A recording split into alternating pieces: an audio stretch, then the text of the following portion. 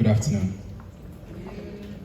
When I arrived in Ghana for the first time in July of 2019, I thought I was coming to shoot a movie and go home. Instead, I went back to Jamaica and told my family I'm going home.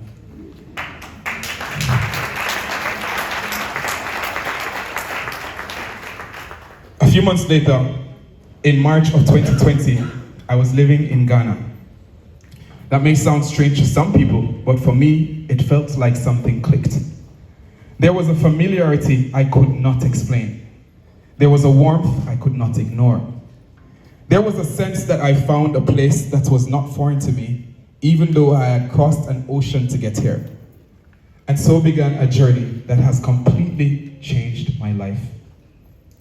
Now I will not stand before you and tell you that it has been a perfectly smooth ride. Anyone who has relocated, built something, or tried to create change knows that there are difficult days. There are moments of frustration. There are moments when you wonder if fighting fist to fist might be the only option. But the good times have been extraordinary. I was born and raised in Jamaica, but I certainly grew up in Ghana. Yes. Ghana challenged me. Ghana expanded me. Ghana forced me to see the world differently. One of the greatest lessons this country gave me was perspective. For many people across the African diaspora, we spend our lives navigating systems where the color of our skin can determine how we are treated, how we are perceived, and sometimes even what opportunities are available to us. What I found here was different. Ghana is not perfect, but no nation is. Every country has its nuances, every society has its challenges. But there is something powerful about waking up every day in a majority black nation and realizing that your blackness is not the thing being evaluated. If Kwame has a problem with you, it's not because you're black. It's because you borrowed his money and you never paid it back. Or maybe you stole his girlfriend, but it is not the color of your skin. And that changes something inside you. It changes the way you see yourself. It changes the way you see possibilities. And it changes the way you imagine your future. I can work with potholes. I can work with traffic. I can work with all the little frustrations that come with life, because every country has those things. What I cannot work with is having my humanity negotiated. And Ghana never asked me to negotiate mine.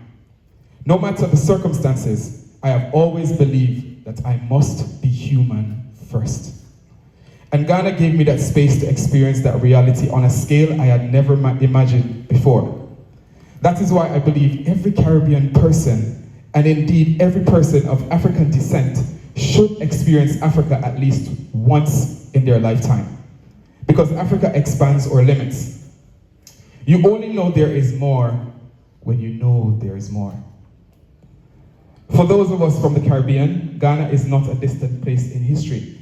In many ways, Ghana has lived in our imagination for generations. Growing up in Jamaica, I knew the words and teachings of Marcus Garvey long before I ever set foot on African soil. Garvey spoke about African pride, African redemption, and the belief that African people everywhere shared a common destiny. Many people may not know that Ghana's Black Star may have been inspired by Marcus Garvey's Black Star Line, a symbol of connection, self-determination, and the belief that African people could chart their own future. Think about that for a moment. A Jamaican visionary helped inspire one of the most powerful symbols of the Ghanaian nation.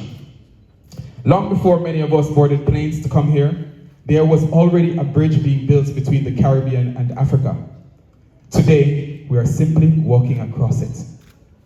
And that is why Caribbean Week matters. This week is not simply about food, it's not simply about music, it's not simply about culture, it's about connection. It's about creating stronger bridges between Africa and the Caribbean. It is about trade, it's about investment, it's about tourism, it's about diplomacy, and it's about cultural exchange. And it's about recognizing that although history separated us, the future can bring us together. I would like to extend a special thank you to His Excellency Kwesi Che Darkwa, the President's Special Envoy to the Caribbean.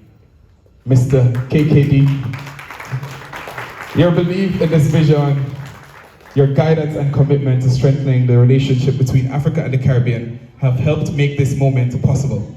You have also helped many of us see new possibilities for what this relationship can become, and for that, I am deeply grateful.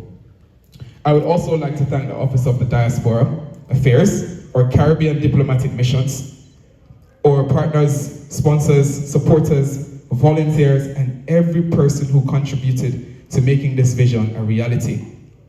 To my team at the Ghana Caribbean Association, Maroon Global Solutions, iOpen Africa, Igloo Nation, and everyone who worked tirelessly behind the scenes to bring this vision to life, thank you. And finally, thank you to all of you gathered here today. Your presence reminds us that this vision matters.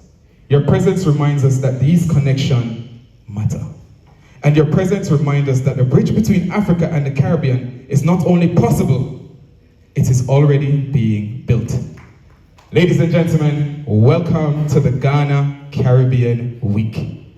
Thank you.